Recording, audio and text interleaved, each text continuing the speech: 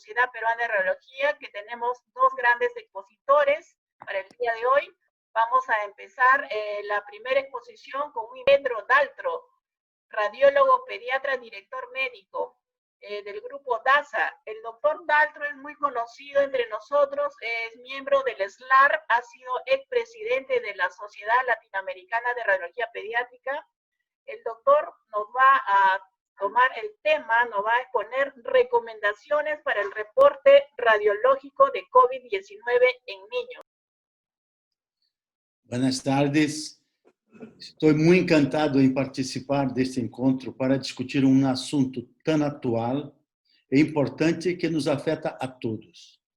Em princípio, me gostaria muito de agradar a invitação do presidente da Sociedade Peruana de Radiologia, Dr. Humbertino Dias, ao querido colega Dr. Hugo pela invitação, ao diretor César Ramírez e à senhora doutora Fabiola Gonzalez pela moderação. É um prazer muito grande, eu me sinto muito honrado de participar de um evento da Sociedade Peruana de Radiologia. Vamos falar agora, pelos próximos 25 minutos, a respeito das recomendações para o informe, para o reporte radiológico do COVID-19 em ninhos. É muito importante porque necessitamos de um guia para os radiólogos e para os pediatras de como fazer o informe radiológico de uma forma mais correta de uma doença tão importante. Então, em seguida, gostaria de pedir desculpas pela maneira de falar o castelhano, mas penso que este castelhano é melhor que meu português. Então, vamos tentar falar esse castelhano, que se encontra muito oxidado, mas é o único que tem. Então, vamos seguir, não há conflito de interesse, e vamos falar um pouquinho agora do coronavírus. Os coronavírus humanos são vírus de ARN de sentido positivo, que pertencem à família Coronavidae, e as infecções por coronavírus humanos se há convertido em uma preocupação mundial, desde o brote de síndrome respiratória grave coronavírus, a SARS-CoV-1, que ocorreu em 2002 e 2003, e o MERS, que é o síndrome respiratório coronavírus, no Oriente Médio, em 2012. E, recentemente, um novo coronavírus, agora o sétimo, que se identificou inicialmente em Wuhan, província de Hubei, na China, em princípios de dezembro de 2019.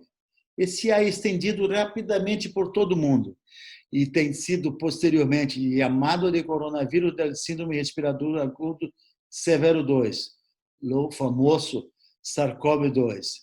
E a enfermidade causada por esse organismo é a doença COVID-19. Então, uma pequeno historial do COVID-19 é que, em 31 de dezembro de 2019, a Organização Mundial da Saúde é alertada sobre casos de pneumonia em Wuhan, Hubei, China. Em 7 de janeiro, a China alerta sobre a nova cepa de coronavírus e que, em 30 de mesmo janeiro, a OMS declara uma emergência de saúde pública de importância internacional. Em 11 de fevereiro, ela recebe o nome de SARS-CoV-2 e a doença COVID-19. E, em 11 de março de 2020, finalmente, a OMS declara como uma pandemia global, depois de comprometer todo o mundo, e todo o mundo parando, todos os aviões sem viajar, tudo cerrado, a pandemia global. Como todos vocês sabem, e todo o mundo sabe, porque a tele, a TV, tudo habla todos os dias do coronavírus, a transmissão por inalação do vírus é o mais importante, porém, também pode ocorrer por contato com membranas conjuntivas. Uma vez dentro do corpo, o vírus interatua com os receptores ACE2 para invadir as células e replicar-se. Este processo conduz a um dano, uma destruição alveolar, e o pulmão também genera um estado pró-inflamatório e dano alveolar. Por sorte, não? O paciente pediátrico há muito menos casos quando comparamos aos adultos. E também há pouco relato de artículos em ninhos quando comparamos aos adultos. E, por sorte também, a enfermidade tende a ser menos agressiva nos ninhos e os pacientes graves têm, na maioria dos casos, ao menos uma comorbidade significativa. Aqui alguns dos artículos apresentados. A literatura do adulto, através do Radiology, Cardiothoracic Imaging, mostrou um guia para os informes radiológicos dos adultos em início de abril. Então, o Dr. Edward Lee, de Children's de Boston, teve a ideia de fazer um consenso com várias pessoas, médicos de vários países dos 5 continentes, para chegarmos a uma maneira de, mesmo que teníamos poucos casos dos ninhos, poucos relatos de tomografia computada, fazer uma guia para que, frente a uma placa de tórax, frente a uma tomografia computada de tórax, fazer uma organização, um informe estruturado, para que ficasse transformando mais fácil para o pediatra e para o radiólogo. Este consenso foi em abril de 23, foi publicado em abril de 23, e com essa participação de todos estes médicos. A seguir do consenso, a Federação Mundial de Radiologia Pediátrica faz uma invitação para fazer um podcast de cerca de quase 1 hora, onde discutimos as possibilidades do consenso, as imagens que são típicas, atípicas, negativas, e os diagnósticos diferenciais. Isto está pode-se conseguir através desta página. É um podcast bastante fácil para entender todas as particularidades do COVID-19. Os hallazgos radiológicos em ninhos pelo raio-x, os dados são muito limitados. O exame pode ser normal em ninhos infectados, isto é um fator para complicar, e há achados inespecíficos que podem estar relacionados com outras etiologias. Por isso, necessitamos sempre ter um diagnóstico diferencial. Não há uma imagem típica que possamos dizer isto é COVID-19. Não, isto é muito típico de COVID-19, mas pode ser um H1N1, outros virais, também pode dar aspectos muito surpreendentes. O valor do radiólogo para identificar aliados atípicos, o que sugere diagnósticos diferenciais. Então, o guia para fazer o informe estruturado é esse informe, e que demonstra que vamos fazer uma classificação muito similar à que havia sido feita pelos adultos, classificando aspecto típico, indeterminado, atípico ou negativo. Então, esses são hallazgos encontrados comumente na pneumonia pelo COVID em ninhos, que é similar ao mesmo que encontramos em los adultos. São o vidro deslustrado subpleural ou periférica, ou consolidação de distribuição bilateral.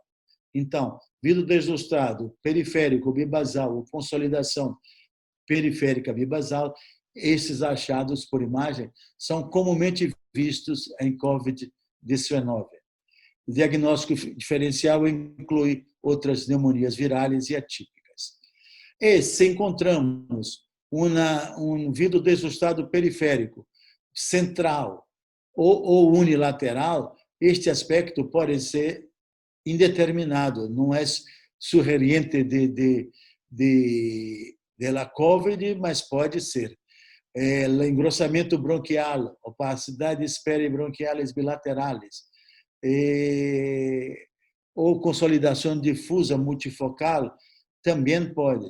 Mas há outras patologias que esses achados são inespecíficos. O diagnóstico diferencial inclui etiologia infecciosa e não infecciosa. E os atípicos, é como uma pneumonia comunitária, uma consolidação lobar unilateral. Então, isto se pode encontrar no COVID, sim, mas é bastante atípico e vamos mostrar alguns exemplos. E o negativo é que não há hallazgos. A maioria dos ninhos com COVID-19 tem placa de tórax, nem todos têm tomografia computada. E porque devemos limitar a placa de tórax aos pacientes que lo necessitem, que tenham distúrbios respiratórios não leves, mas sim de moderados e a tomografia computada a graves. Acá é um exemplo de uma chica de 16 anos com esclerose tuberosa, um PCR positivo, com uma dificuldade respiratória importante e que vimos uma consolidação pulmonar bilateral com sombreamento e apagamento das cúpulas diafragmáticas, e este aspecto, pelo guia do consenso, é um aspecto que pode ser comumente encontrado na pneumonia por COVID. O ninho, acá um outro exemplo, um ninho de 4 anos com febre e transtornos respiratórios. Há uma consolidação arredondada em pulmão direito, muito bem definida, região de hilo direito. E esta é uma consolidação, parece muito mais uma pneumonia redonda, e esse é um achado que é atípico para a COVID. E sim, é muito típico para uma pneumonia redonda secundária à infecção bacteriana. A tomografia, temos também acá o mesmo padrão de classificação, como típico, indeterminado e atípico. E o típico, vamos ter um padrão muito similar ao padrão do adulto, que são as opacidades em vidro deslostados, subpleurales, periféricas, bibasales, que é o comum, ou as consolidações também bibasales.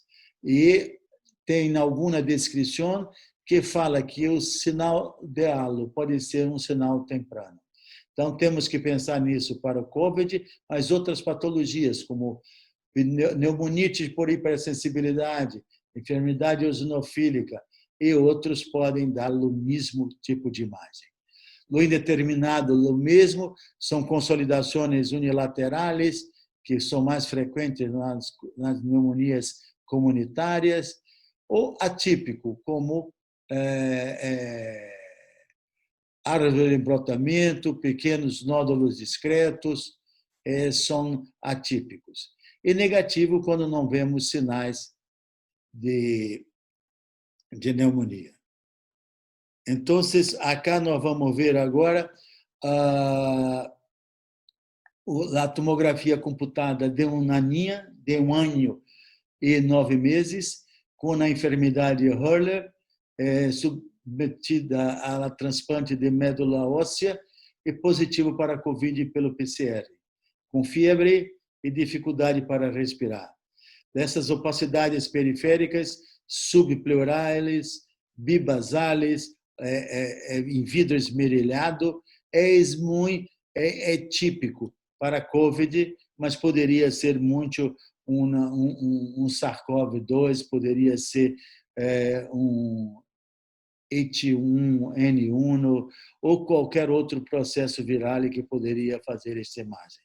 Mas quando estamos na pandemia e vemos uma imagem dessa, isto é muito típico para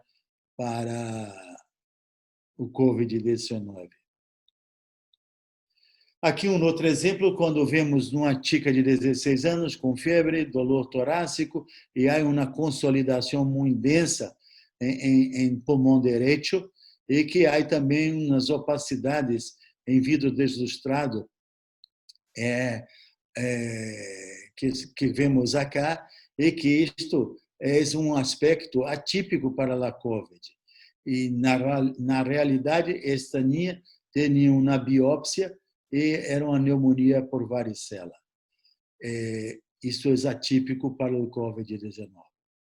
Agora, um exemplo de nós outros do Rio de Janeiro, um recém-nascido com 4 dias de idade, a madre com PCR positiva, com 3 dias pós-parto, o pediatra também com positivo, e que apresenta um leve desconforto respiratório, e a placa de tórax em perfil mostra um apagamento do diafragma direito parcial e que se faça uma tomografia computada e mostra consolidações bilaterais bibasales que com uma predileção, uma disseminação peribrônquica, né, do feixe broncovascular, uma distribuição broncovascular da consolidação, um aspecto que pode ser típico para este ninho. Se tratou com azitromicina e 2, 3 dias depois estava muito bem, sem problema de saturação.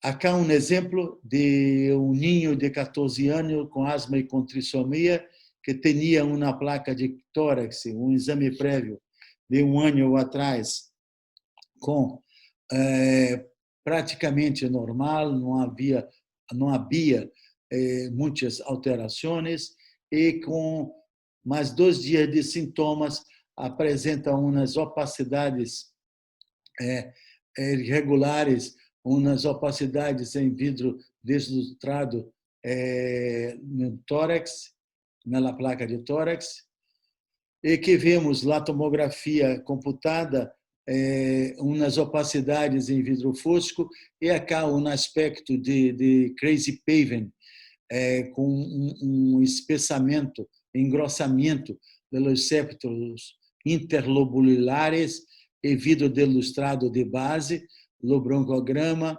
aéreo é um aspecto que pode ser encontrado, mas é um aspecto indeterminado.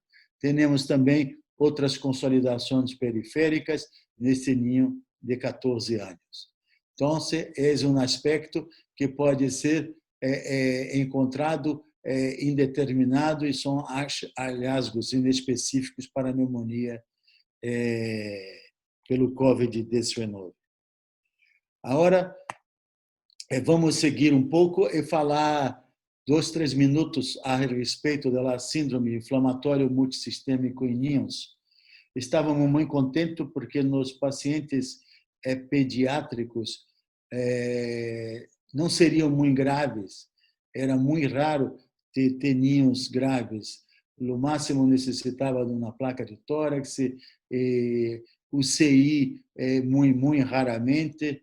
E em final de abril começam os repórteres por Nova York de muitos casos de uma abertura do quadro clínico muito distinto do comum, não somente com problemas respiratórios, e sim com quadros de dor abdominal, alterações mucocutâneas. E esses informes se tornam, se reporta mais, tanto na Europa como na América do Norte, e esses ninhos ingressam na UCI com afectação inflamatória multissistêmica, similar à enfermidade de Kawasaki, a síndrome de choque tóxico. Por falar na síndrome de Kawasaki, tivemos a pena o passamento, a morte do Dr. Kawasaki aos 96 anos este mês em Tóquio. A enfermidade Kawasaki e também surge com síndrome de choque tóxico. Pode ser um tipo de resposta inflamatória tardia ao COVID-19 e o tratamento, quando detectado muito precoce, responde muito bem. O tratamento será com imunoglobulinas e corticoide. E há poucos casos descritos.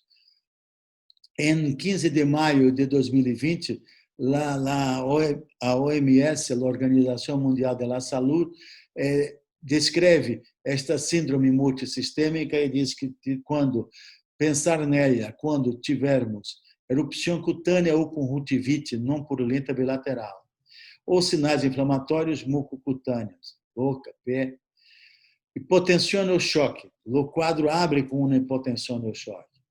Há uma disfunção miocárdica, uma pericardite, valvulite, ou mesmo câmbios coronários, como a dilatação de coronárias. Sempre tem uma troponina elevada. É muito interessante porque há uma evidência muito clara de uma coagulopatia importante com um dedímero muito elevado e surge com problemas gastrointestinais agudos, como dolor abdominal, diarreia, vômitos. Então, é distinto. Se temos 2 ou 3 desses pontos, temos que pensar no MISC.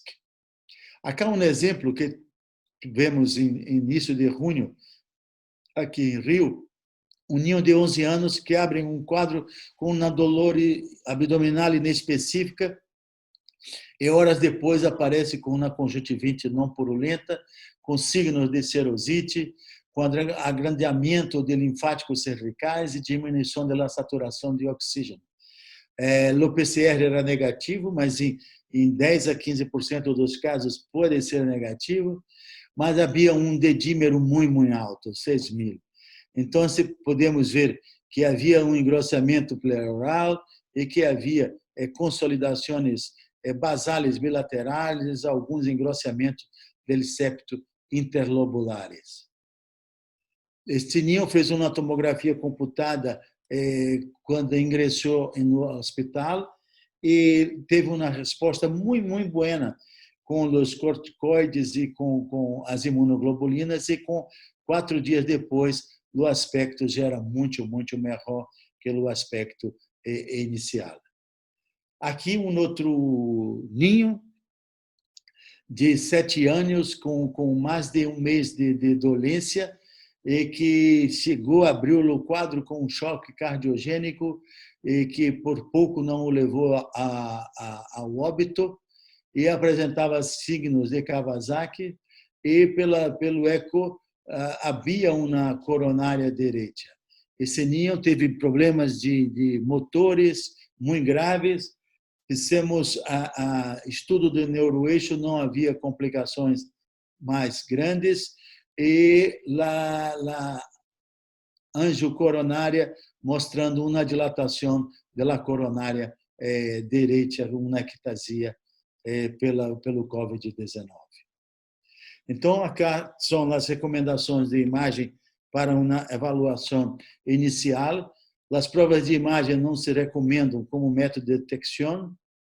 As provas de imagem não se recomendam em pacientes com sintomas leves, a menos que tenham um fator de risco ou empeorem.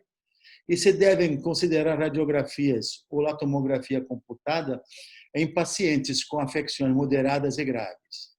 Em situações com limitações de laboratório, as imagens podem ser consideradas.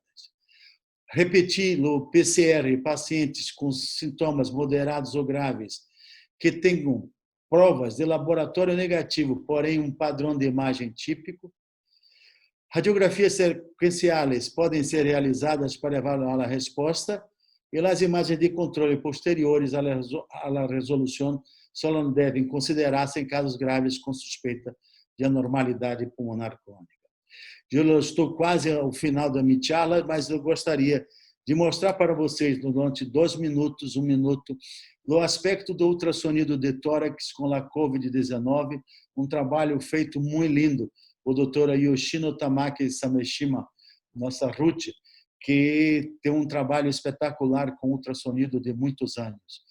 Nós outros acá somos mais acostumados a fazer o ultrassonido para ver as pneumônias, para ver os derrames pleurales, que são comuns, ver as consolidações, ver sinais de necrose, mas ela muito estuda as linhas ultrassonográficas do pulmão normal com as linhas A, que são essas linhas paralelas, às linhas B, quando nós temos perpendicular às linhas de pleura, estas imagens que sugerem um engrossamento do septo interlobular. Quando vamos ver como pérolas incendiadas, essas imagens a partir dos septos, formando esse padrão que é do vidro desustrado, e o padrão 4, que é um padrão alveolar. Então, temos acá um ninho que as imagens como vidro fosco e as linhas B muito bem definidas acá. Acá um outro exemplo, que temos uma comparação com outros processos virais, as imagens de vidro deslustrado, as imagens de consolidações periféricas, que podem ser muito bem vistas no vidro deslustrado. Essas imagens poderiam muito bem ser compatíveis com o COVID, mas, na realidade, era um vírus essencial respiratório e aqui o SARS-CoV-2. A doutora Ruth fez um estudo com 26 pacientes pediátricos na Faculdade de Medicina da USP, mostrando 14 tórax alterados, 14 ultrassonidos de tórax alterados, e chegou à conclusão que o ultrassonido de tórax é melhor do que a placa de tórax na detecção dos achados iniciais de COVID-19. O principal hallazgo de ultrassonido de tórax é o padrão intersticial. As linhas B1 predominam no início do quadro, com áreas de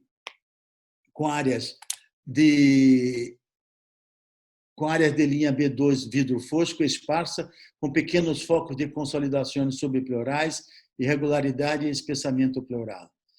Pela distribuição periférica, que ajuda muito o ultrassonido por ser periférica e multifocal, predominando nas bases e nas regiões posteriores.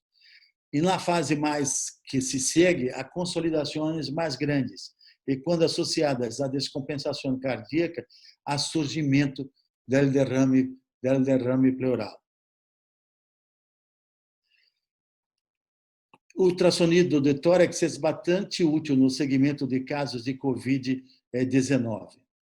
Então, lembrar que o ultrassonido feito à beira do leito, à beira da cama, em unidades de UCI, de terapia intensiva, é uma possibilidade muito grande, muito interessante, e precisamos se mirar neste trabalho da doutora Ruth para tentarmos fazer algo que se pareça. Aparentemente, a incidência de COVID-19 é relativamente menor em pacientes pediátricos, que também têm um menor risco de complicações, graças a Deus. A apresentação radiológica tende a ser mais leve que em adultos, é um pouco mais variada, e em situações com limitações de laboratório, as imagens devem ser consideradas.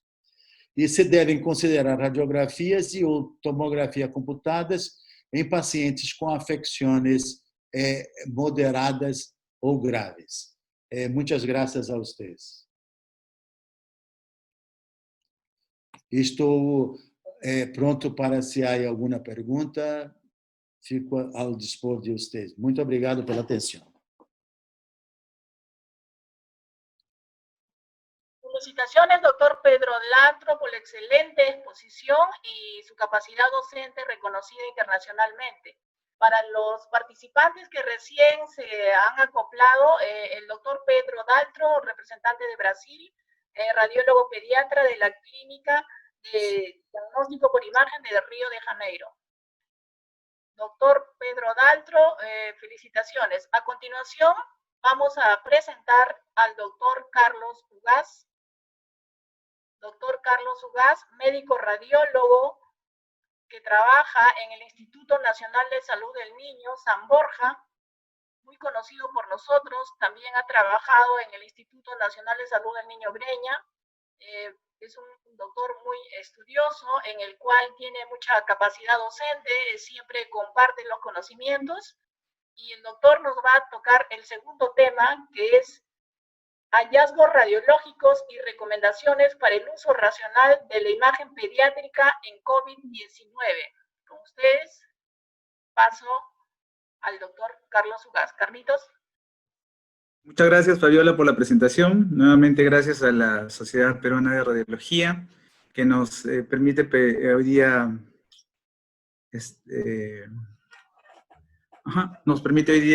compartir la experiencia. Pedro es un gran maestro, y yo estoy muy agradecido de que haya aceptado hoy día compartir con nosotros. Y de mi parte voy a compartir la experiencia que acabo de tener con el último estudio en el que, gracias a la Sociedad Latinoamericana de Radiología Pediátrica, he participado como miembro de la misma, ¿no? Entonces, vamos a hablar un poco sobre lo que es hallazgos radiológicos y el uso racional de la imagen en niños con infección de coronavirus 2019. No tengo conflictos de interés y, bueno, he tenido el honor de participar en la serie que hasta el momento es la serie más grande de casos de radiología pediátrica en niños, que fue auspiciada por la Sociedad Europea de Radiología Pediátrica. Gracias a la invitación de la Sociedad Latinoamericana de Radiología Pediátrica, y a la vez estoy en este momento en un grupo en el que estamos haciendo una serie con 15 países de la región, ¿no?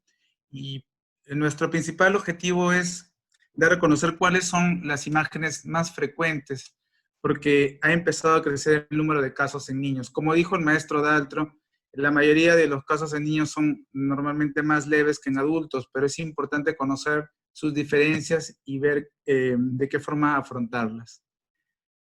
Voy a empezar presentando los hallazgos más frecuentes que hemos encontrado en esta serie, en la que estuve participando con la Sociedad Europea de Radiología Pediátrica. Empezamos por la radiografía simple de tórax. Se evaluaron 81 radiografías de tórax, y estas fueron evaluadas por 3 radiólogos pediatras de mucha experiencia. Y el hallazgo más frecuente fue el engrosamiento peribronquial, que es un hallazgo que vemos de forma muy común en las infecciones virales. Es un hallazgo que nos acompaña mucho a los radiólogos de niños, que es un hallazgo también bastante inespecífico. Otro de los hallazgos más frecuentes fueron la consolidación, las opacidades en vidrio ilustrado, patrón intersticial. Hubo un grupo pequeño de pacientes que tuvo placas normales, y con menos frecuencia que en adultos se encontraron derrame pleural, neumotórax y atelectasia. Vamos a ver cada una de estas imágenes para tenerlo bien presente y saber qué es lo que vamos a buscar cuando tengamos un caso de COVID en niños. Acá podemos ver una placa de tórax de un niño de 7 años con antecedentes de tumor de fosa posterior. Este es un niño del hospital en el que yo trabajo, en el Hospital del Niño en San Borja, y vemos engrosamiento peribronquial bilateral. ¿Dónde podemos buscar? ¿Dónde debemos buscar? Debemos buscar acá. Estas son las zonas donde debemos buscar ese engrosamiento. Y acá vemos esta imagen en la que podemos ver un bronquio con las paredes engrosadas. Lo podemos ver en una imagen longitudinal, y podemos ver esta misma imagen en transversal. Y es así como tenemos que buscar el signo más frecuente radiológico en niños, que es el engrosamiento peribronquial, lo que más frecuente vamos a ver en COVID de niños. Este es un caso también del instituto, en el que llega un niño de 11 años con hemorragia intracerebral. El diagnóstico final fue un cavernoma, no tenía que ver con el COVID, pero tuvo COVID positivo. Y tenía unos signos ligeros, como era tos y rinorrea. Y vemos esta radiografía, en la que nuevamente vemos claramente el engrosamiento peribronquial, ¿no? Con imágenes en las que vemos los bronquios aparentemente engrosados, con paredes engrosadas y con secreciones. Este es un niño de 3 años, como podemos ver, Es un corazón muy grande, es un paciente cardiópata, y vemos que hay opacidades peribronquiales y engrosamiento peribronquial.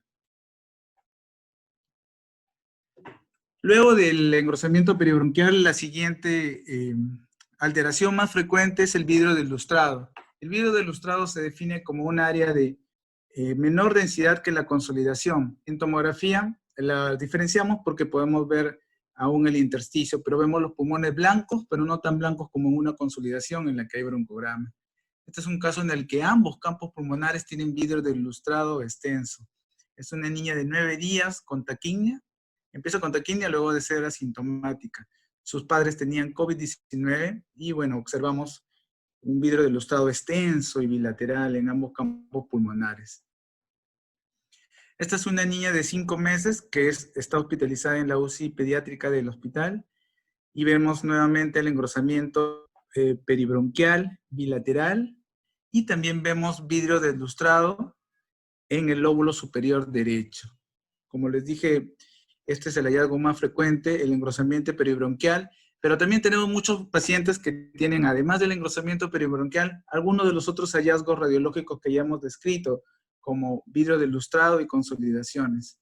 Ahí en el ápice es donde vemos este vidrio del lustrado. Si comparamos el lado derecho con el lado izquierdo, podemos ver la diferencia en la densidad. No es una densidad tan fuerte como una consolidación, pero está yendo a eso. Entonces es un vidrio del lustrado. Este es otro caso similar en el que vemos también un engrosamiento peribronquial. Acá vemos unas paredes aparentemente engrosadas de los bronquios en ambos bilateral. Y si comparamos la densidad de esta zona con esta zona, en la base, hay una densidad mayor en el lado izquierdo. Esta densidad es compatible también con vidrio del lustrado.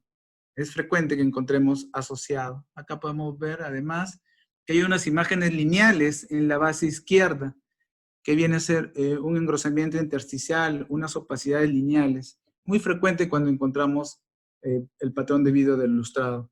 Por eso es importante sacarle el máximo provecho a los rayos X. Las placas tenemos que verlas con muchas ganas, con muchos ánimos y verlas con el máximo detalle posible. Recordemos que en niños lo importante que es la radioprotección. Esta es una niña de 1 año con 8 meses que tiene un antecedente de hidrocefalia. Ahí podemos ver nuevamente el engrosamiento peribronquial bilateral y podemos ver que acá en el lóbulo superior derecho hay un foco consolidativo, ¿no? Hay también áreas de vidrio del lustrado, acá a nivel paracardíaco derecho, y es otro caso de COVID positivo. También en un paciente que con comorbilidad. En el caso del Hospital de Niños, la mayoría de nuestros pacientes han tenido alguna comorbilidad. Cardiópatas, pacientes con tumores de fosa posterior, por ejemplo. Esta es una niña de 10 años que tiene fiebre, disnea y tos. Como podemos ver, en el lóbulo superior derecho hay zonas de mayor densidad y algunas que ya llegan a ser consolidaciones.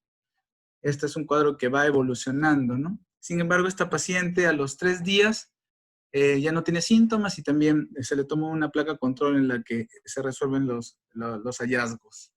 Hay reportes en los que los pacientes han tenido hallazgos, han tenido placas muy leves y que luego las placas se han empeorado, han tenido muchos hallazgos en el mismo día, lo cual nos señala la variabilidad del tiempo de la presentación de los hallazgos en COVID-19 en niños.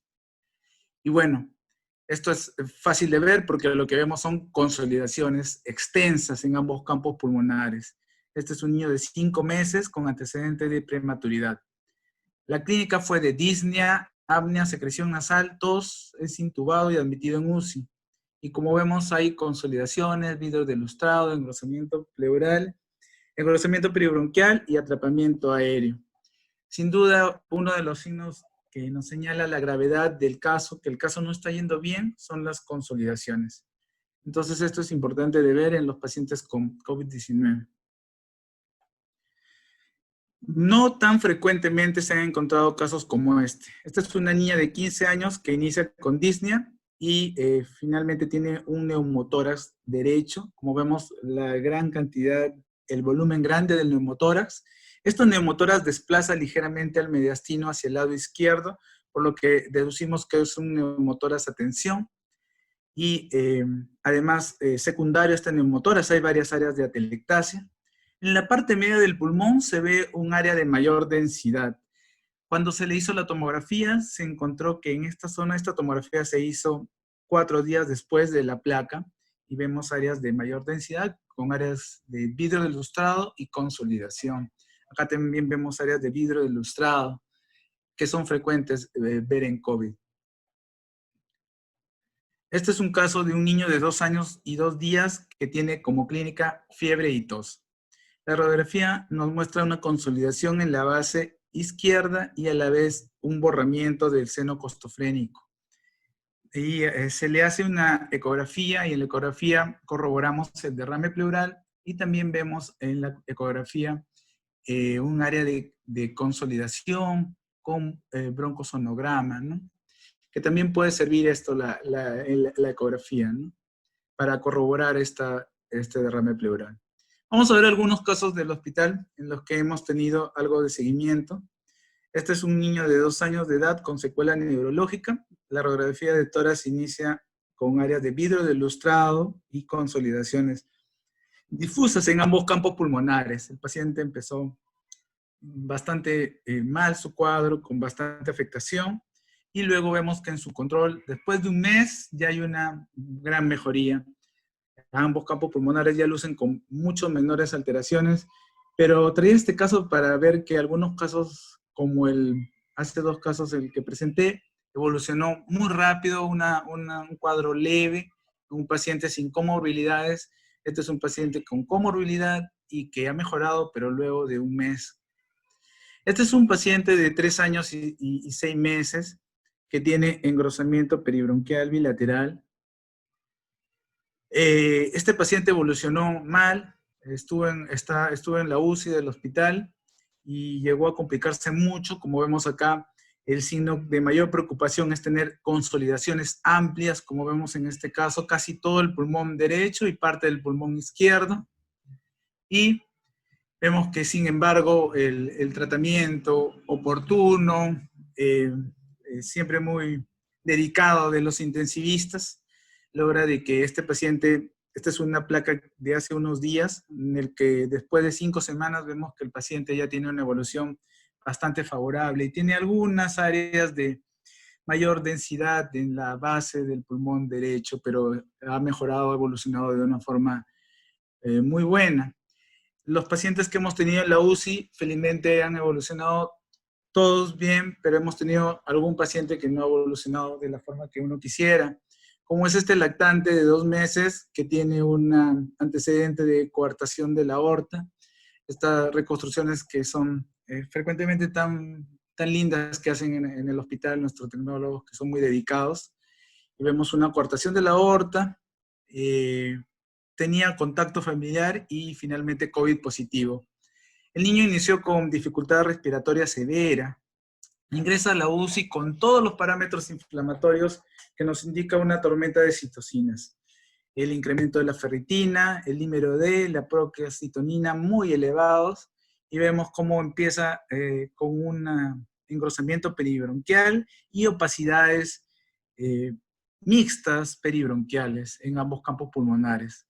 Obviamente este corazón está muy dilatado, debe ser es una coartación severa que produce también hipertensión en el paciente, altera todo su funcionamiento y su hemodinámica, y probablemente este haya sido el factor que haya hecho de que el niño tiene un control al 4.º día, donde vemos que hay engrosamiento peribronquial, hay opacidades en vidrio ilustrado en el lóbulo superior izquierdo, y que el 7.º día, el día en el que finalmente el niño tiene un desenlace fatal, ya vemos consolidaciones, ¿no? Tristemente, los pacientes que van de esta forma son los pacientes que tienen comorbilidades, ¿no? Muy bien, hemos tratado de ver lo mejor posible la radiografía, pero sabemos que también la tomografía puede ser útil. La tomografía debe usarse no como screening, como dijo el doctor Daltro. Las sociedades de radiología pediátrica la recomiendan en el caso de que haya dudas en el diagnóstico, de que haya una necesidad de hacer un cambio de terapia, de descartar una sobreinfección. Es ahí cuando debemos usar las tomografías. En el trabajo en el que participé se lograron encontrar 23 tomografías y fueron evaluadas también por 3 radiólogos expertos. Lo más frecuente que se encontró fueron las opacidades en vídeo ilustrado, que fueron el 88% de los casos. La gran mayoría, al igual que en adultos, fueron basales y bilaterales, como podemos ver. La siguiente hallazgo más frecuente fue la consolidación, luego las opacidades lineales, el árbol en brote, que no se ha reportado mucho en adultos, pero de que en nuestra serie de niños sí ha sido encontrada de forma más frecuente. Nódulos, adenopatías, engrosamiento vascular focal, también es otro signo que no se ha encontrado mucho en adultos y también le vamos a dar una mirada. Y crazy pavement, que se ha reportado un poco más en adultos, pero nosotros no hemos tenido tantos casos. Este es un niño de nuestro hospital en el que vemos opacidades en vídeo de lustrado bilaterales y algunas áreas de consolidación difusas en ambos campos pulmonares. Vamos a ver nuevamente el video. Ahí vemos las opacidades que son tipo pseudonodular en ambos campos pulmonares. En la base ya hay engrosamiento pleural y un poco de opacidades lineales. Este es el mismo paciente, es un paciente de 10 años y tiene estas opacidades pseudonodulares. Y también tiene esto interesante, que es un bronquio traqueal derecho. Siempre que vemos tomografías de niños, hay que recordar que ellos también pueden tener variantes en la anatomía. Es una variante que es importante reportar para en el momento en que puede ser que el niño necesite una traqueotomía o algo. Entonces, es importante de reportar esto. Esta es una tomografía de un niño de 16 años, un segundo día en que empieza con síntomas, que son tos, fiebre, los más frecuentes. Y vemos vidrio de lustrado nodular en ambas bases pulmonares. Estos pequeños nódulos de vidrio de lustrado, que son hallazgo muy frecuente, que sea subpleural, que sea bilateral. Esta es una niña de 15 años que empieza con tos, esputo, fiebre y disnea.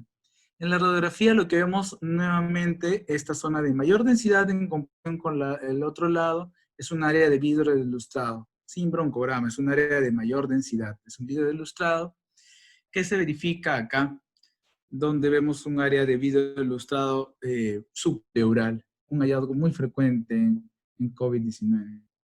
Una niña de 15 años con 3 días de fiebre y disnea. La radiografía muestra tenues opacidades de vidrio ilustrado en el pulmón izquierdo. Esta es la zona donde se ve la alteración en la densidad. Y acá en la parte posterior podemos ver opacidades en vidrio ilustrado de distribución subpleural, que es justo lo más frecuente que podemos encontrar en COVID-19. Un hallazgo que hemos encontrado también, como les comenté, es el engrosamiento vascular focal. Acá podemos ver los vasos en el ápice, como que delgados, pequeños, normales. Y acá vemos unos vasos de mayor calibre. Es otro hallazgo que se ha encontrado y probablemente con el proceso de vasculitis que acompaña al COVID. Este es un niño de 17 años que viene asintomático, pero tiene contacto COVID, ¿no? Es un caso que también nos pasaron. Y tiene una lesión subpleural en el lóbulo superior con halo irregular de opacidades en vidrio ilustrado. En COVID hemos visto varias imágenes tipo nodulares, ¿no? Que a veces pueden ser difíciles de diferenciar con la neumonía por aspiración. Sin embargo, a diferencia de la neumonía por aspiración, estas son como que más pequeñas, más irregulares. También tienen un signo del halo, que es decir, una consolidación con una zona de vidrio ilustrado periférico. Este es un niño de 8 años con fiebre y dificultad respiratoria. Se le hace la tomografía sin contraste, como le hacemos a los pacientes con COVID. Y vemos unas áreas de engrosamiento reticular nodular. Y se puede apreciar el signo del árbol en brote. En la serie se encontraron 6 pacientes con signos del árbol en brote, lo cual no se ha reportado mucho en adultos. Como aún es un hallazgo, estamos en todavía desarrollo del conocimiento de la enfermedad, no sabemos si esto fue por una coinfección o si es un signo que realmente nos indica que esto es una presentación específica de la niñez, pero hay que tenerlo en mente. Este es un niño de 16 años con tos, esputo, descarga nasal y disnea. En la radiografía vemos múltiples opacidades consolidativas, vemos vidrio dilustrado en ambos campos pulmonares. En la tomografía lo que vemos es áreas de vidrio ilustrado con un halo denso a su alrededor. Esto es el signo del halo reverso o el signo del atolón, que en algún artículo se señaló que fue muy frecuente, en un artículo de China. Este es el artículo de China, de la serie de Chia, que es la segunda serie en este momento, bueno, que en el momento es la serie publicada más grande, mientras que se publica la serie de Pediatric Radiology en estas semanas, y vemos que hay estos dos casos, esta niña de 14 años y esta niña de 8 años que tienen estas imágenes de formas nodulares, consolidaciones con vidrio ilustrado, que es el signo del halo. Y que ellos reportaron que era muy frecuente, que sin embargo en la que he participado no hemos encontrado tantos casos. Esta imagen es para que ustedes vean la imagen de cómo es el signo del halo, en la que vemos una consolidación irregular, frecuente en casos de COVID con área de vidrio ilustrado alrededor. Y este es el halo reverso, en el que es un área de vidrio ilustrado con un halo denso alrededor, que es fuente en las neumonías organizativas, ¿no? Por daño alveolar, y que no necesariamente sea probablemente por COVID, sino también puede ser una sobreinfección o un daño ya del pulmón. Este es un niño de 14 años con COVID positivo. La tomografía se pide porque el paciente iba mal. Como vemos, es un caso que ya tiene muchos hallazgos y vemos que hay opacidades centrales como en forma de halo pseudonodular, engrosamiento de las paredes bronquiales y en la parte posterior vidrio ilustrado con opacidades lineales. Las opacidades de vidrio ilustrado con opacidades lineales en su interior definen el crazy paving, que es un signo que se ve en estadios avanzados de la enfermedad de COVID. Sabemos que la infección por COVID es multisistémica. Ya lo ha tratado el doctor Daltro con imágenes muy bonitas. Este es un caso de la literatura de una paciente que también tuvo rash, náuseas, vómitos, unas imágenes en los pulmones de engrosamiento de los septos interlobulares y un engrosamiento de la arteria coronaria izquierda, ¿no? Y que fue bien porque se le aplicaron antagonistas de la interleucina 1. Este es un paciente que no es un niño, es una paciente que es joven, tiene 21 años y lo traía porque en este caso el paciente no tenía alteración en la coronaria, pero en la resonancia magnética vemos un área grande de realce tardío del contraste, lo cual fue compatible con una miocarditis. De todos los casos que se han reportado en la literatura, yo creo que este es el que por el momento tiene la mayor información, que es una serie de 4 pacientes de Francia, en el que vemos, los pacientes son de 4 a 12 años, los síntomas fueron fiebre, dolor abdominal, rash y conjuntivitis. Todos fueron admitidos a UCI con shock séptico, sin embargo la evolución fue muy favorable, los niños salieron muy rápido bien.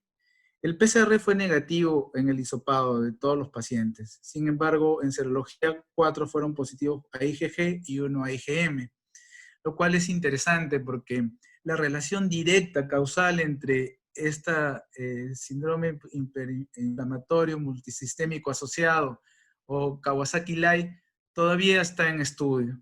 Y lo que más se ha encontrado en estos pacientes, a diferencia del Kawasaki original, que es la dilatación de las coronarias, es una alteración del miocardio caracterizada por edema. En este caso vemos que los pacientes tuvieron difusión sistólica en la ecocardiografía. En la resonancia cardíaca vemos acá unas líneas de líquido pericárdico, un incremento en la relación T2-STIR y vemos un incremento en el T1 mapping.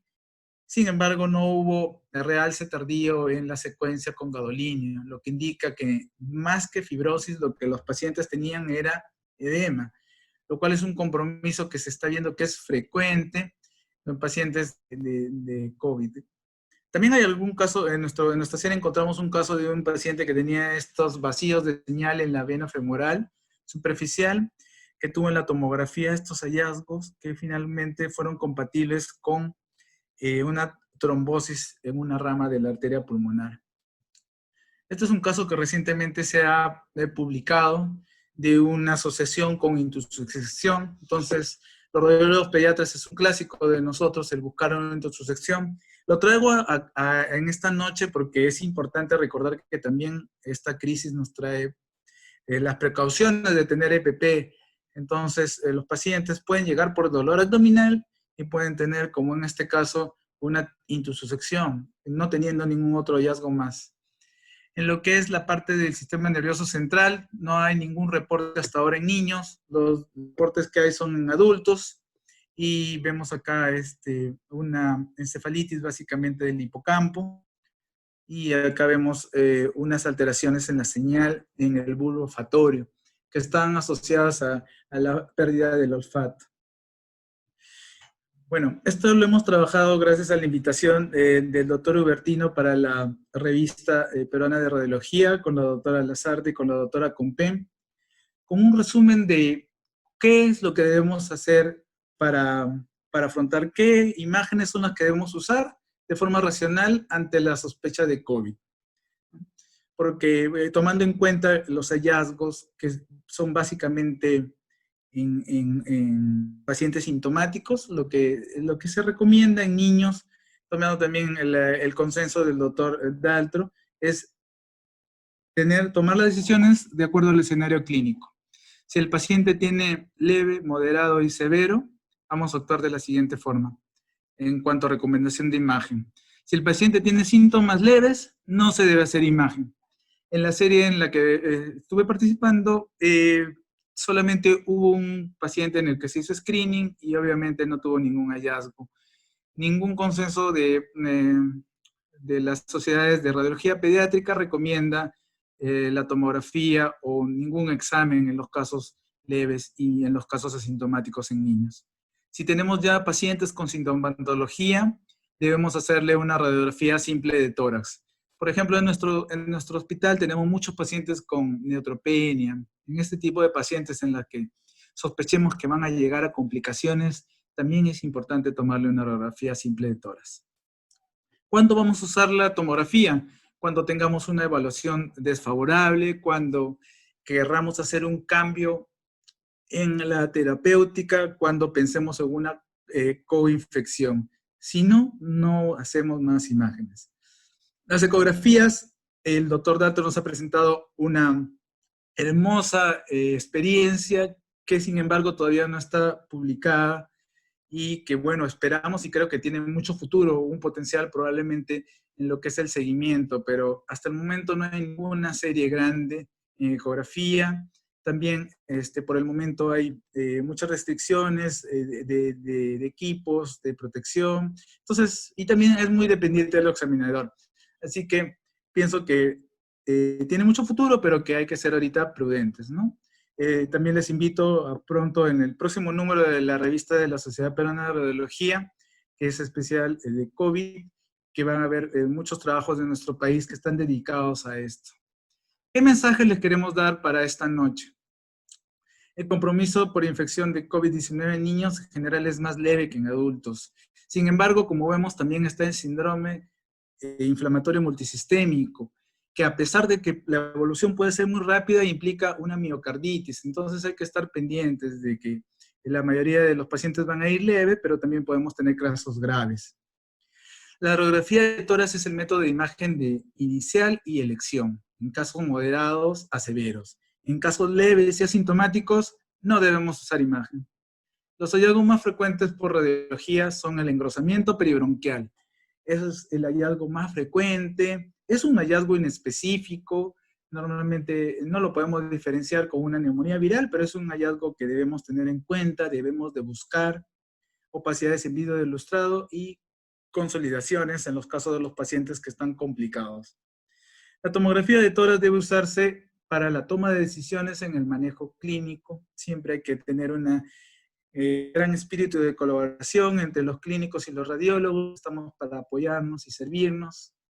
y los hallazgos más frecuentes en tomografía, al igual que en adultos, son vídeos de lustrado subpleural y consolidaciones.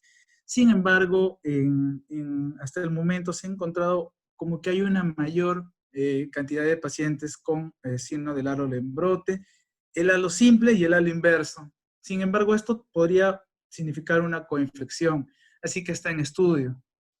La ecografía tiene limitada evidencia. Las imágenes que nos ha presentado el doctor Daltro de la doctora en Sao Paulo son hermosas, pero se necesita mayor experiencia. Sin embargo, no se descarta y su papel puede ser muy importante en el futuro, como yo pienso principalmente para seguimiento. El síndrome inflamatorio multisistémico asociado a SARS-CoV-2 se ha asociado, está en zonas de mayor prevalencia de COVID, pero como también lo demostró el doctor Daltro y la mayoría de los artículos, muchas veces los hisopados salen negativos, así que también hay que ser un poco cautos en esto. Y a diferencia del Kawasaki, que altera sobre todo las coronarias, en la experiencia que va a salir y que también sé que pronto se va a publicar en Pediatric Radiology, es que la mayor alteración es miocarditis. Y para miocarditis el examen es resonancia magnética de corazón.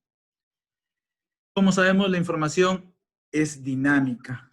El conocimiento del COVID está en desarrollo, solamente tenemos 4 meses con esto, entonces es importante saber de que lo que estamos aprendiendo con muchas ganas, con mucho ímpetu, pero puede ir cambiando con el transcurso del tiempo. Estas son las referencias principales y finalmente quiero agradecer al equipo que me está acompañando en varias de las investigaciones. Es un equipo que es de lujo, que no solamente son muy dedicados, sino que son también grandes amigos. Muchas gracias por su atención y quedo a la espera de las preguntas y comentarios. Carlitos, te felicito por tu brillante exposición y tu capacidad docente, ¿no? Sobre todo que has explotado muy bien en lo que se refiere a la radiografía convencional, que nunca debemos de perder, digamos, la brújula, siempre nos da el macro, ¿no? Lo otro también es importante mencionar el síndrome inflamatorio multisistémico en niños, algunos conocen como MIS o como Kawasaki-Like, ¿no? Es importante estos casos para mencionar sobre todo la diferencia con el Kawasaki clásico, ¿no? El Kawasaki que se presenta relacionado con el COVID, la diferencia básicamente está en el grupo etario, ¿no? Generalmente el clásico es menos de 5 años y en este MIS es en promedio de 8 a 11 años. Y la otra característica es que compromete más la coronaria, como mencionó el doctor Carlos Ugaz, que en este relacionado al COVID compromete 40%, incluso muchos de ellos llegan a shock. Y en cambio el Kawasaki clásico, generalmente 15% se afectan las coronarias. Ahora, otra característica, doctor, le mencionaba también que me da mucho gusto que haya explotado las 3 modalidades y que creo que ambos expositores han realzado de que en la población pediátrica la morbilidad es bastante, la comorbilidad en los pacientes pediátricos asociada a COVID es un dato saltante, generalmente que lo diferencia bastante del adulto. Vamos a la ronda de preguntas, pueden hacer sus preguntas escritas mediante escrito y vamos a preguntar al doctor Daltro. ¿Me escucha, doctor Pedro Daltro? Bien.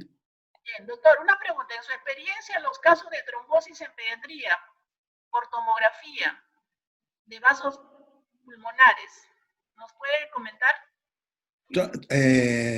Nós vimos isto em adulto, em ninhos não. O tromboembolismo pulmonar, isto é a pergunta, não? Sim, vimos isto em adulto, mas não em ninhos. Não temos nenhuma experiência em ninhos com a trombose.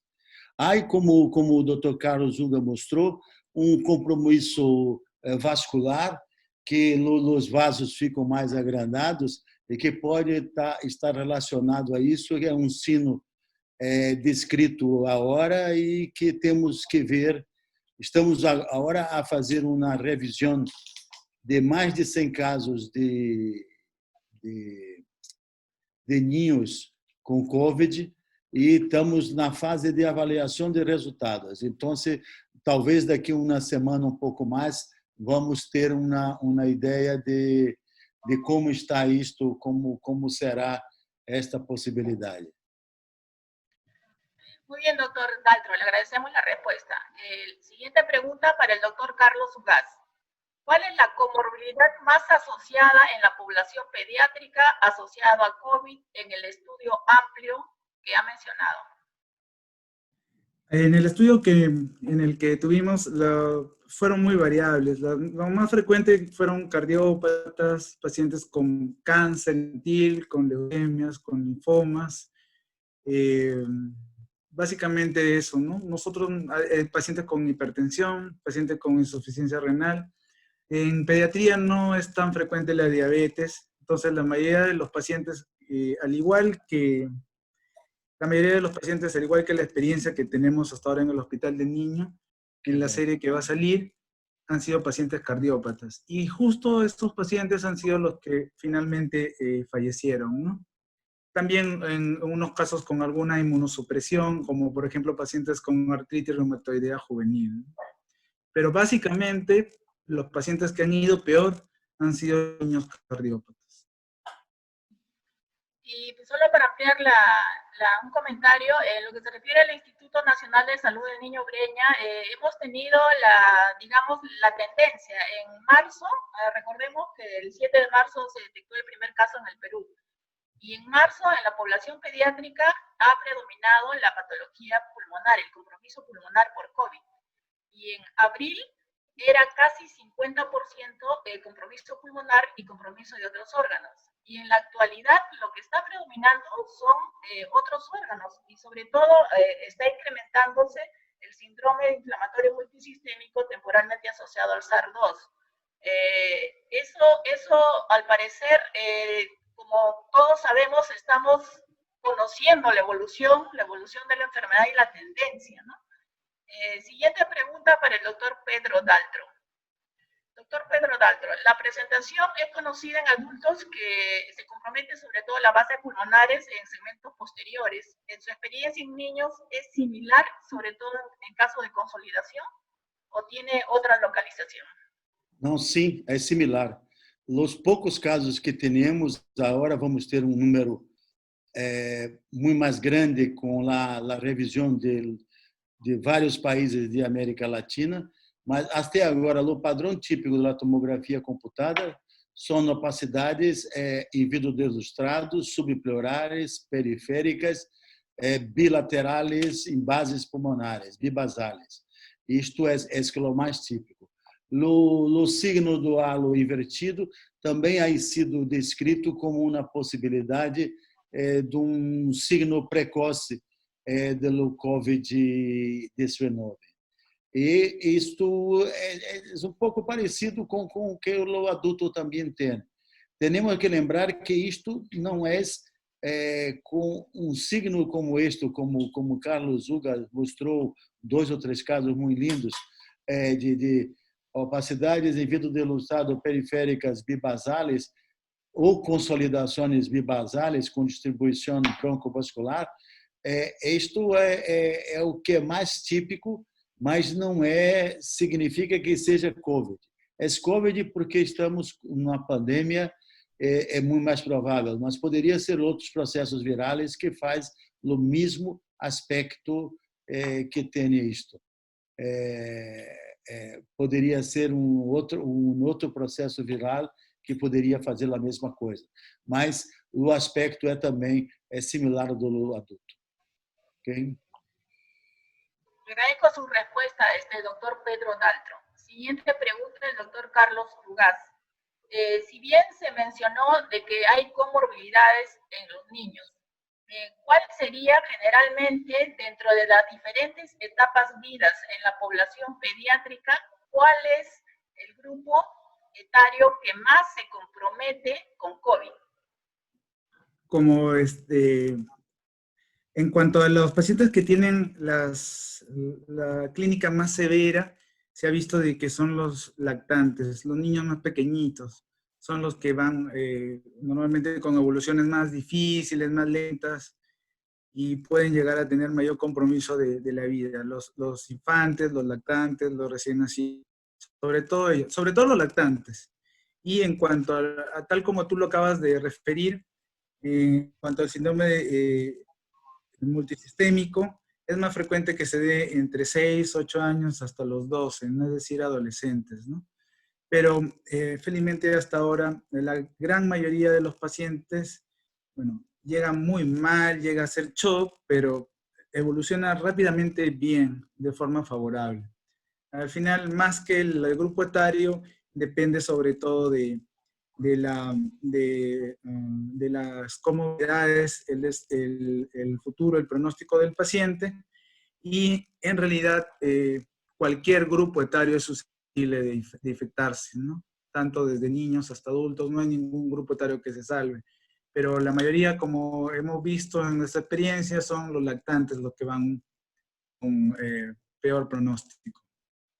Sí, bien, doctor Carlos Ugaz, realmente los menores de 1 año de edad a nivel mundial en todas las series estudiadas es el que predomina de los grupos de etapa vida en la población pediátrica. Entonces, nosotros los participantes, los oyentes, debemos de considerar que si cuando tenemos pacientes de población pediátrica menos de 1 año de edad, debemos tener bastante cuidado, puesto que este grupo es mucho más sensible para alguna complicación. Siguiente pregunta para el doctor Pedro Daltro. Doctor, ¿cuáles son los criterios para solicitar tomografía en pediatría en Brasil? Para COVID? Sí. ¿Cuáles son los criterios para solicitar tomografía, no? É muito interessante esta pergunta, porque o critério é para pacientes com sintomas moderados ou graves, que deveríamos, até o mesmo em casos leves, a placa de tórax não faz muita diferença. O critério clínico deveria ser o mais importante. A saturação, o nível de saturação seria o mais importante. Quando havia queda de saturação, a imagem poderia ajudar. Mas mesmo o American College of Radiology, o Colégio Brasileiro de Radiologia, todos eles indicam que só devemos fazer a tomografia computada em casos moderados ou graves e que não muda prognóstico nem altera o desfecho.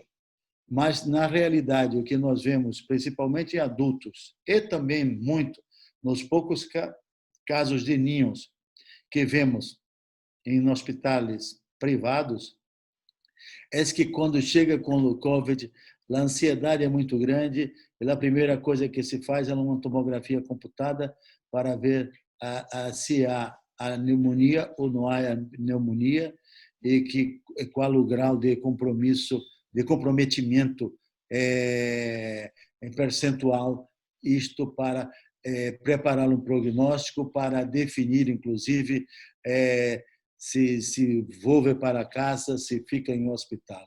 Então, o que para os ninhos que temos o problema com a radiação é mais importante, devemos seguir o protocolo correto por todas as sociedades de radiologia pediátrica para que se faça em pacientes com clínica moderada grave, não fazer em pacientes leves, mas não é o que nós vemos na prática. A ansiedade é muito grande e principalmente quando a dolência começou há um mês e meio atrás, um ninho com o COVID-19, com distúrbio respiratório mesmo leve, a primeira coisa que se pedia também era a tomografia computada. Acho que vai haver um equilíbrio. A doença é muito nova, sabemos muito pouco, estamos aprendendo muito e temos muito a aprender. Porque o compromisso do pulmão é muito mais grave no adulto do que nos ninhos. Porque a resposta ao tratamento dos ninhos é muito melhor do que nos adultos, percentualmente. Mesmo nos casos da síndrome multissistêmica, temos visto que o resultado é melhor. Graças a Deus, né? Trabalhamos com ninhos, pelo menos é uma parte que a resposta é muito mais eficiente, muito mais rápida. el resultado es muy, muy bueno. Pienso que es esto. Efectivamente, el doctor Daltro mencionó que los niños tienen una buena evolución y nosotros también en el Instituto Nacional de Salud del Niño Breña hemos visto que aquellos pocos pacientes que llegaron a ventilación mecánica han tenido una evolución muy buena, que a la semana prácticamente mejoraron, ¿no? A diferencia del adulto, donde tenemos todos oportunidad de ver colegas, compañeros, que generalmente el promedio es 3 semanas, ¿no? De ventilación mecánica. Entonces, la capacidad de recuperación en la población pediátrica es bastante buena. Incluso la posición prona también es aplicada en la población pediátrica, así como los adultos, donde está demostrado que hay una mejor perfusión pulmonar, ¿no? Y a diferencia del adulto, la posición prona en pediatría lo mantienen en la misma posición, no por horas, sino hasta más o menos destetar, ¿no? La ventilación mecánica, porque para ellos es más fácil movilizarlo. Agradecemos su respuesta, doctor Pedro Daltro. En aras del tiempo, vamos a agradecerles a ustedes, al doctor Carlos Ugaz, al doctor Pedro Daltro, por las magníficas exposiciones en este quinto webinar organizado por la Sociedad Peruana de Radiología. Hay muchas preguntas, seguiremos aprendiendo más adelante cómo va a ser el comportamiento del COVID en la población pediátrica, cada día se descubre más. Hace poco hemos tenido caso de una paciente de COVID, más de 60 años, con diagnóstico de apendicitis, ¿no? Entonces, y es importante seguir conociendo, seguir estudiando, seguir investigando. Les agradecemos a nombre de la Sociedad Peruana de Radiología, a nombre de nuestro presidente, el doctor Hubertino Díaz, y estamos en contacto con ustedes. Asimismo, a los participantes les agradezco su participación y que esto sirva de motivación para seguir avanzando. Gracias. Última palabra, doctor, de sus palabras finales. Doctor Pedro Daltro. Sim, eu estou muito contente em ter participado desta sessão com uma moderação fantástica da doutora Fabiola Evangelista, onde podemos discutir e aprender muito com ela. Espero que os informes, mesmo que preliminares, possam ser úteis para a audiência que estava muito grande, uma audiência espetacular. O webinar é um sucesso enorme. Parabéns à organização, parabéns ao doutor Bertino, parabéns à Sociedade Peruana de Radiologia, parabéns à doutora Fabiola pela excelente moderação, e fico muito grato e feliz de ter participado e poder ter ajudado. Eu vi que havia algumas perguntas também a respeito de ultrassom, do risco de fazer ultrassom à beira da cama, não? Pelo COVID. Sim, com certeza existe, mas temos que ter os cuidados necessários. A ideia de botar um pouco de ultrassonido foi para chamar a atenção, que o ultrassonido não serve solamente para ver a pleura e a consolidação, é muito mais para ver. Precisamos de pessoas como a doutora Ruth para mostrar um caminho de um método que não tem radiação e que é muito bueno. Enfim, por fim, agradecer a todos e uma boa noite. Muito feliz de estar acá. Palabras finales, doctor Carlos Ugaz. No, nuevamente agradecer a la sociedad por darle el espacio a la radiología pediátrica, que es tan importante, en que estamos haciendo muchos esfuerzos por siempre sacarla adelante, por hacer investigación. Agradecer también a todos los que han participado enviándonos casos para la serie latinoamericana que esperamos publicar pronto y que, bueno, están invitados a pertenecer también a la Sociedad Latinoamericana de Radiología Pediátrica, que es una sociedad que siempre está esperándolos con los brazos abiertos para apoyarlos, para compartir experiencias y crecimiento, ¿no? Con mucha gente joven, con mucha gente con muchas ganas y también con maestros como el doctor Daltro, que esta noche ha demostrado no solamente su grandeza como persona, sino también como radiólogo y siempre muy feliz de compartir con la gente del ESLAR, que es como una familia, ¿no? De mi parte, pues muchas gracias y siempre también para apoyar y agradecer a la Sociedad Peruana de Radiología. Muchas felicitaciones y se despide la doctora Fabiola Evangelista, moderadora del evento. Gracias a todos ustedes. Buenas noches. Gracias, buenas noches.